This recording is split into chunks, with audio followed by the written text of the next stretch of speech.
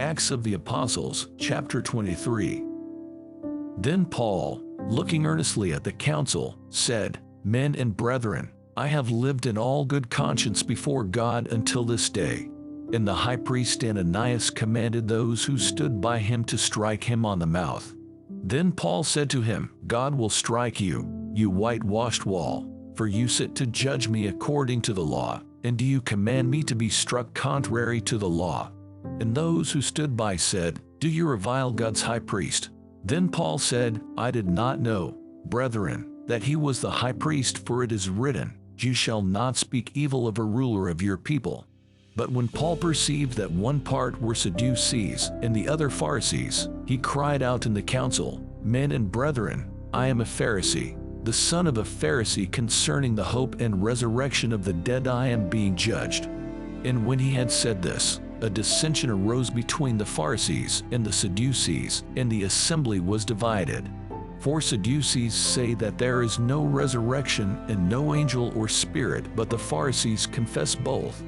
Then there arose a loud outcry, and the scribes of the Pharisees' party arose and protested, saying, We find no evil in this man, but if a spirit or an angel has spoken to him, let us not fight against God. Now when there arose a great dissension, the commander, fearing lest Paul might be pulled to pieces by them, commanded the soldiers to go down and take him by force from among them, and bring him into the barracks. But the following night the Lord stood by him and said, Be of good cheer, Paul, for as you have testified for me in Jerusalem, so you must also bear witness at Rome. And when it was day, some of the Jews banded together and bound themselves under an oath, saying that they would neither eat nor drink till they had killed Paul. Now there were more than 40 who had formed this conspiracy. They came to the chief priests and elders, and said, We have bound ourselves under a great oath that we will eat nothing until we have killed Paul. Now you, therefore, together with the council, suggest to the commander that he be brought down to you tomorrow, as though you were going to make further inquiries concerning him, but we are ready to kill him before he comes near. So when Paul's sister's son heard of their ambush, he went and entered the barracks and told Paul. Then Paul called one of the centurions to him and said, Take this young man to the commander, for he has something to tell him. So he took him and brought him to the commander and said, Paul the prisoner called me to him and asked me to bring this young man to you. He has something to say to you. Then the commander took him by the hand, went aside, and asked privately, What is it that you have to tell me? And he said, The Jews have agreed to ask that you bring Paul down to the council tomorrow, as though they were going to inquire more fully about him. But do not yield to them, for more than 40 of them lie in wait for him, men who have bound themselves by an oath that they will neither eat nor drink till they have killed him, and now they are ready, waiting for the promise from you. So the commander let the young man apart, and commanded him, Tell no one that you have revealed these things to me.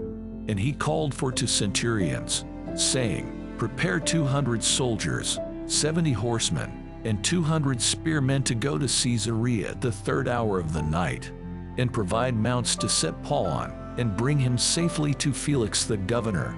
He wrote a letter in the following manner, Claudius Lysias, to the most excellent governor Felix, greetings.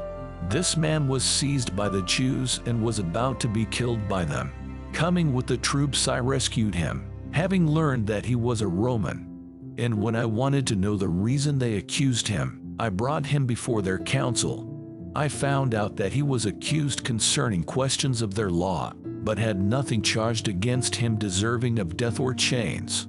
And when it was told me that the Jews lay in wait for the man, I sent him immediately to you, and also commanded his accusers to state before you the charges against him.